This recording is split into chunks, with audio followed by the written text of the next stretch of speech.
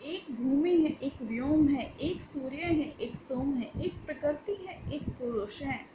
ए गणित रूपाकार कहो तुम्हारी जन्मभूमि का है कितना विस्तार। आगे कवि कहना चाह रहे हैं कि एक भूमि है अर्थात हमारी धरती माँ एक ही है, पृथ्वी एक ही है पूरे ब्रह्मांड में। एक व्योम है, व्योम मतलब आकाश, आकाश एक ही है पूरे ब्रह्मांड में, एक ही आकाश है। एक सूर्य है, एक सोम है, सोम मतलब चांद, चांद एक ही है। एक प्रकृति है, एक पुरुष है अर्थात मनुष्य एक ही है। अगणित रूपाकार, लेकिन उसके रूप और आकार बहुत बहुत ज़्यादा हैं, अनगिनत रूप और आकार हैं। कहो तुम्हारी जन्मभूमि का है कितना विस्तार। हे मनुष्य बताइए तुम्हारी जन्मभूमि का विस्तार कहाँ तक है। ठोर ठोर का गुण अपना है, ऋतुओं का कपना तपना है। सम शीतोषण एक रस हमको होना है अविकार। कहो तुम्हारी जन्मभूमि का है कितना विस्तार। ठोर ठोर मतलब जगह जगह, सम शीतोषण, सम मतलब समान, शीत मतलब सर्दी ऋतु, उष्ण मतलब गर्मी ऋतु, यानी कि सर्दी और गर्मी जहाँ समान है। ठोर ठोर का गुण अपना है, जगह जगह का अपना अलग अलग स्वभाव है। ऋतुओं का कपना तपना है, कहीं पर ज़्यादा सर्दी है, कहीं पर ज़्यादा गर्मी है। समशीतोष्ण एक रस हमको होना है, जहाँ पर सर्दी और गर्मी समान रूप से होती हैं।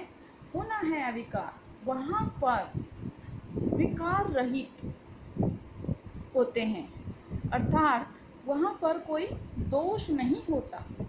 सबसे अच्छी उस जगह को माना जाता है जहाँ पर सर्दी और सर्दी और गर्मी एक जैसी हैं। हमारा भारत देश ऐसा ही है जहाँ पर सर्दी और गर्मी दोनों एक समान हैं। कहो तुम्हारी जन्मभूमि का है कितना विस्तार। बताइए तुम्हारी जन्मभूमि का विस्तार कहाँ तक फैला हुआ है। अलग अलग हैं सभी अधूरे, सब मिलकर ही तो हम पूरे।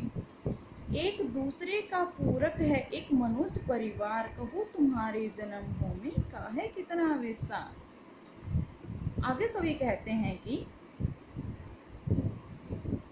सभी अगर अलग अलग रहते हैं तो सभी अधूरे हैं, पूरे नहीं है, वो सब मिलकर ही तो हम पूरे।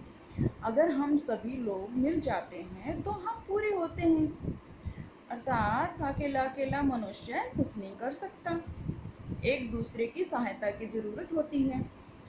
एक दूसरे का पूरक है एक मनुष्य परिवार। मनुष्य मतलब मनुष्य, मनुष्य एक दूसरे का पूरक है, अर्थात एक दूसरे के बिना अधूरा है।